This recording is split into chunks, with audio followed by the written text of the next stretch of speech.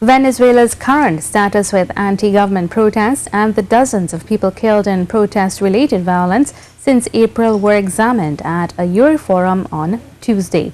It was revealed that there are fears of the danger which this circumstance is presenting to other Caribbean states as crime makes its way outside Venezuela's borders. Marie-Therese Bernard has more. Retired Director of the Institute of International Relations, Anthony Gonzalez, says the instability in Venezuela is affecting the entire territory with both negative and positive effects. In a perverse way, we can say that, as Ivan was pointing out, the fact that rich Venezuelans come to these shores and they bring a lot of their capital, they have been fleeing with their capital to various parts of the region, Panama, Colombia, the United States, and so forth, Dominican Republic. Some of them have come here, and we have observed that here in this country. I don't know how to quantify it, and I don't like to consider that a positive effect because it's negative in Venezuelan terms and so on. It's not capital moving to invest normally as we know it. It's people running with money and trying to stack it over here. The other side, highlighting the less savory parts of the process, involves crime and groups related to this harmful element. The negative side is much more significant as I see it, because what you're getting is a spillover of a lot of organized crime, a spillover of drug trafficking. Venezuela is the largest supplier of drugs to the United States. 80% of the drugs that go into the United States come through Venezuela. There are 3 major drug routes that come through Venezuela right now up to the United States. 2 parts very close to Trinidad. And what we're seeing, for example, in this country to some extent is a result of that is occurring right here. He says the situation would be even worse if, as reported, the government is involved in the disagreeable business. It is claimed that the government is involved with, or arms of the government are involved with FARC, the Zetas and the Sinaloas and all these things from Mexico. All these groups are inside Venezuela, working with the state, arms of the state, and they are moving these drugs up to the United States. So you're dealing with a pretty serious problem. Our colleague mentioned, for example, the question of human trafficking. That is a very serious problem in Venezuela. The United States has pointed it out, and we are seeing some of the consequences of that here.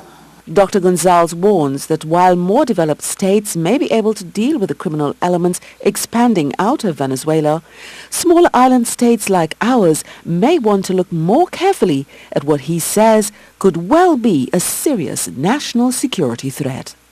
Marie-Therese Bernard, C News. Refugees from Venezuela have increased to some extent in Trinidad and Tobago in 2017. According to Coordinator for Migrants and Refugees in the Living Waters Foundation, Rochelle Naked, the estimated figure is 40,000. For years that the Caribbean has also been affected by conflicts happening around the world. I mean, we've had an increasing number of Syrians seeking asylum here. We've had Bangladeshis seeking asylum. We've had Cubans. We've always had Cubans. And the Cubans actually still remain the #1 group of persons seeking asylum. However, we do expect that by the end of the year, it's going to plateau with the Venezuelans. And by early next year, we believe there'll be a spike and Venezuelans will become the #1 group of persons seeking asylum in Trinidad, that is.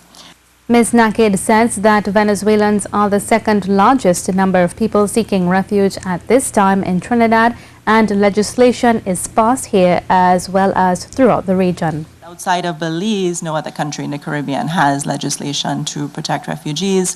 Trinidad and Tobago and Jamaica do have a policy in Trinidad that was adopted in June 2014, and we're actively working towards drafting legislation in that regard. She notes Trinidad and Tobago is bound by the 1951 Convention on the Status of Refugees and must assist them. She urges us to remember that a refugee is a person who has a well-founded fear of persecution based on race, religion, nationality, political opinion, or membership in a particular social group. Even so, she says there are problems associated with refugees. What we're seeing is a huge amount of exploitation of these persons who found themselves in an irregular situation in the country. And it's something that there's no easy way to address it.